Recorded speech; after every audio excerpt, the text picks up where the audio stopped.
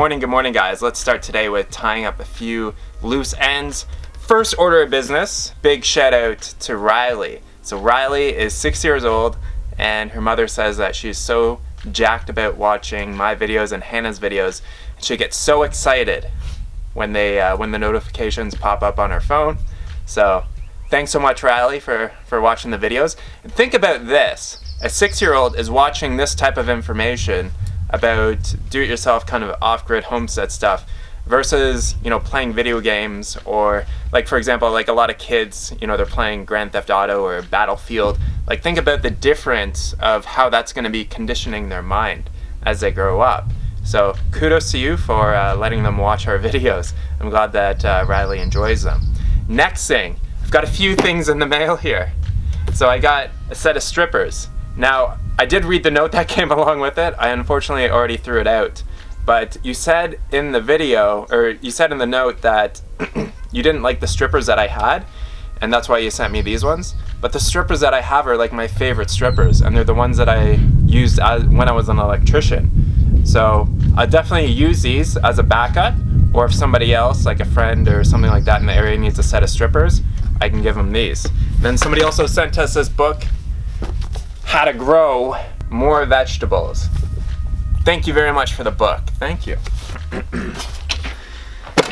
And before I open this case here, I do want to mention that I've said in previous videos that we did have a little bit of rain, and we've had a little bit of rain twice, and I did capture one of the episodes on camera, but we only maybe got 5 or 10 gallons worth of water. It wasn't very much. It was such a light sprinkle, but I'll show you those video clips right now. All right guys, we're getting a little bit of rain.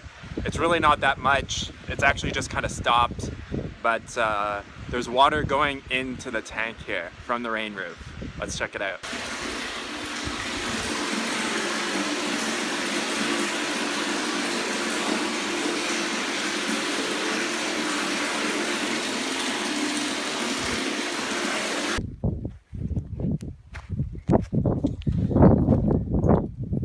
So you can see here, we're still getting a few little drips. Really not very much, but man, oh man. So you can see it wasn't very much rain, but you can see the water being transferred from the roof into the water tanks. So everything, it works.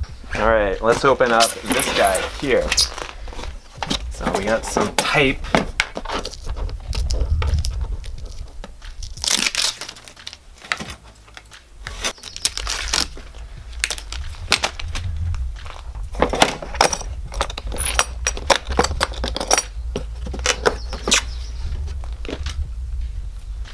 So we've got a letter here from Steve who sent me the saw, and I'm not going to read the entire letter to you, but he's definitely made some incredible changes in his mindset and where he wants to see his future. And he's been really inspired through my videos.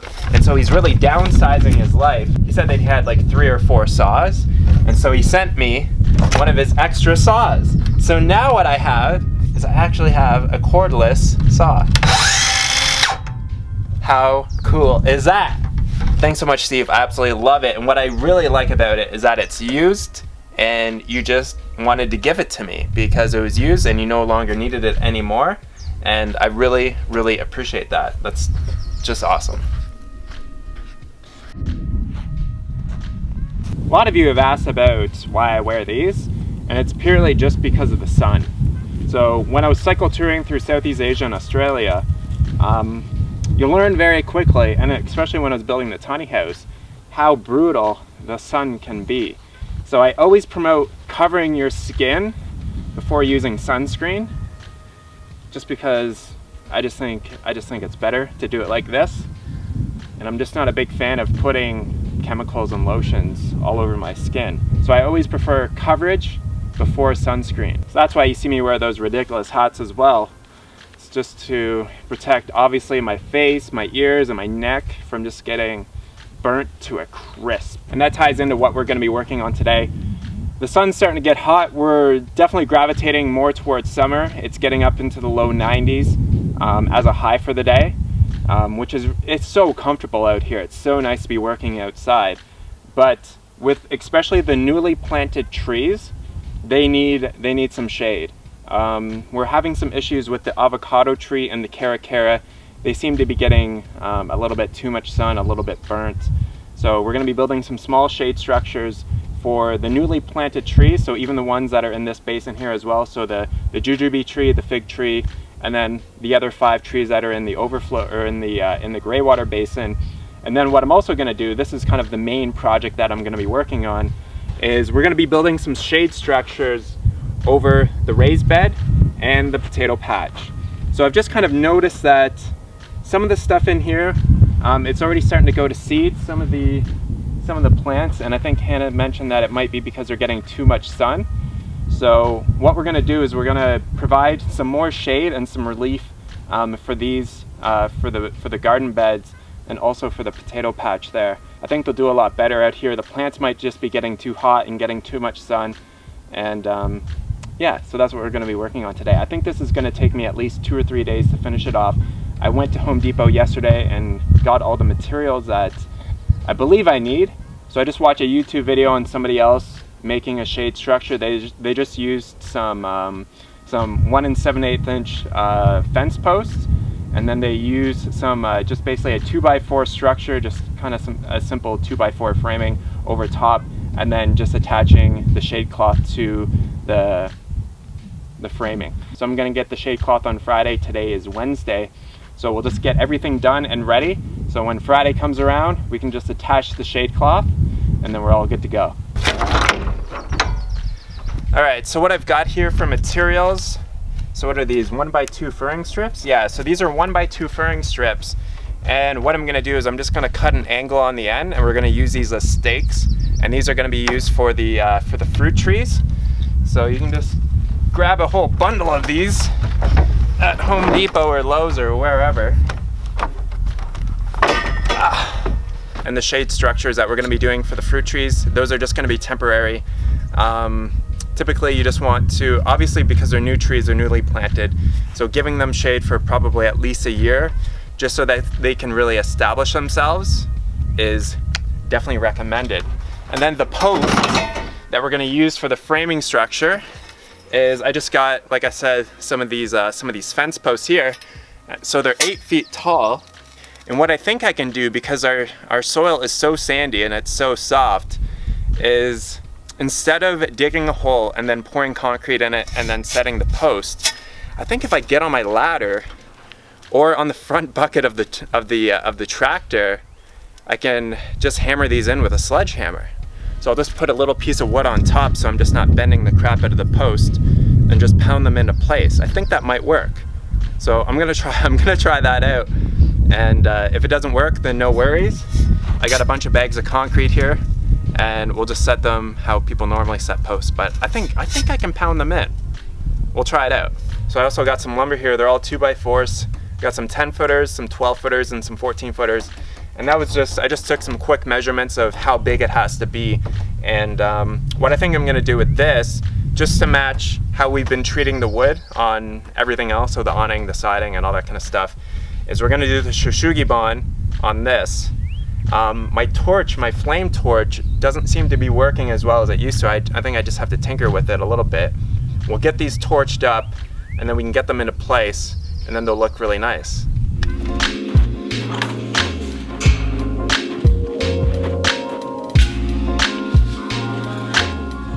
I think I just gotta reattach this. So I just don't think there's enough propane coming out. Like, the tank's pretty full, but there's just not enough pressure. There's just not enough coming out.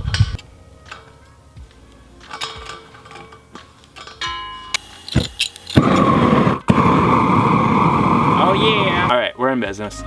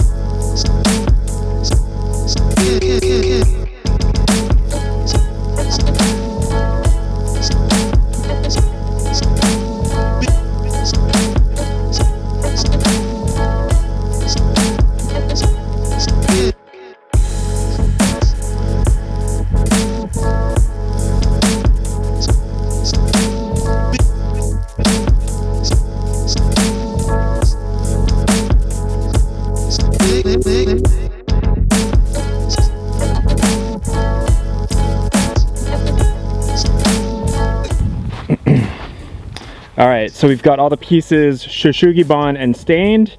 That took about 3 hours, so that was a good amount of work to do that. Now, let's try to get some of these posts in the ground here.